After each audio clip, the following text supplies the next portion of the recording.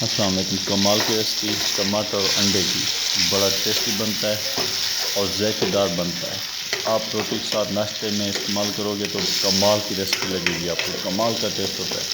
हमने 2 बड़े टमाटर ले लिए, 3 सब्ज़ मिर्च ले ली, 3 चम्मच खाने वाले, वो हमने घी डाल दिया।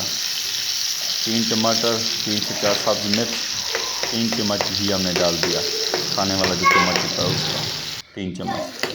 हमने टमाटर को बिल्कुल गलाया, गल गया, फिर हमने उसके अंदर एक अंडा ऐड कर दिया।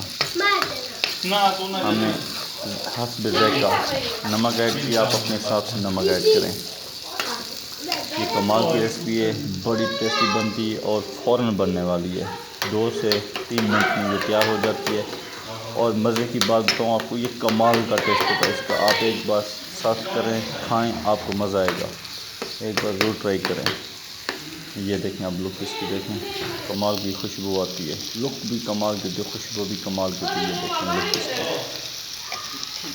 ये देखें कमाल की खुशबू है। वीडियो अच्छी लगे हमारे चैनल को सब्सक्राइब करें, लाइक करें, शेयर करें। ये बड़ी टेस्टी बनती है।